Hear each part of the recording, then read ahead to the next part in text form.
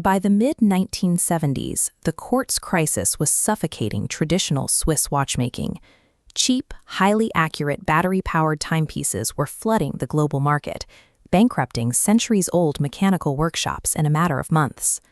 Zenith was swept up in the collapse and purchased by an American television manufacturer, the Zenith Radio Corporation. The new management looked at mechanical watches, saw a dying industry, and issued a strict corporate mandate to pivot entirely to quartz. But they didn't stop at simply halting production. The executives ordered the factory floors cleared. Workers were told to scrap blueprints, melt down the metal presses, and destroy every piece of tooling used to build the company's flagship mechanical movement, the El Primero. In watchmaking, the tools are the DNA. Without the hundreds of specialized cams and cutters designed specifically to manufacture those microscopic parts, the El Primero could never be built again. One man working on the factory floor, Charles Vermot, refused to accept this. Working late at night in total secrecy, Vermot carefully cataloged the technical plans. Over several months, he crated up the presses and hauled tons of machinery up into a forgotten attic, sealing it all behind a false wall. If caught, he would have been fired immediately. But he took the risk because he understood the exact value of the machine he was hiding. He was protecting an engine capable of doing something no other watch could do. To understand his gamble, we have to rewind to the 1960s. For a decade, the greatest minds in horology were locked in a race to build a mechanical holy grail, the very first self-winding automatic chronograph.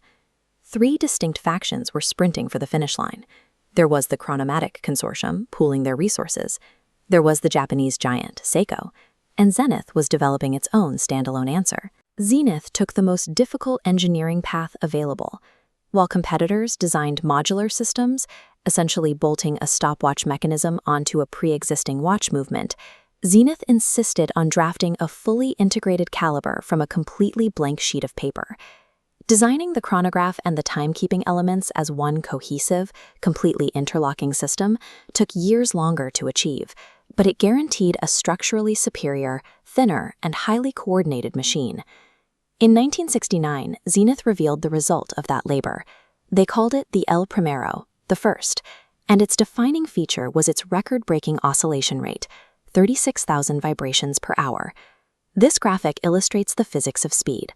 Left, a standard 1960s watch, lazily ticks. Right, the El Primero oscillates at a hyper-fast 5 Hz. This faster heartbeat creates smaller fractions. Swinging 10 times a second, it physically slices a single second into exact tenths. Until that exact moment, a self-winding chronograph with that level of fractional precision had never existed. But the speed provided another massive mechanical advantage. A rapidly oscillating balance wheel carries high inertia, meaning it easily fights off the disruptive effects of gravity, physical bumps, or sudden jolts. The high speed locked in absolute stability.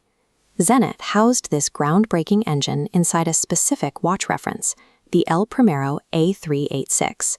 The A386 introduced a visual signature highly coveted today. The dial featured 3 tightly overlapping registers, shaded in light gray, deep anthracite, and cool blue. This was an object of undeniable precision and exact mechanical beauty. Yet just 6 years later, a boardroom of television executives would demand it be treated as worthless scrap. The story picks back up in the late 1980s. The world had grown tired of cheap electronics, and mechanical watches were surging back. Rolex was aggressively searching for a high-end, self-winding movement to power their legendary Daytona chronograph. They approached Zenith. The management team had to admit defeat. They believed the El Primero tooling had been completely destroyed 12 years prior. That is the moment Charles Vermot finally stepped forward. He walked the stunned executives up a flight of stairs, tore down a false wall in the attic, pulled back a heavy sheet, and showed them the perfectly preserved manufacturing equipment. Vermont's hidden treasure instantly secured the contract. For the next 12 years, Rolex relied exclusively on the Zenith El Primero to power the Daytona, including highly sought-after references like this gold model. The machine Zenith engineered in the 1960s was built purely to be the fastest chronograph in the world. Instead, it became watchmaking's most enduring survivor. Human ingenuity rarely survives because of corporate foresight. It survives because, occasionally, individuals possess the quiet courage to disobey an order, box up the truth, and wait for the rest of the world to catch up.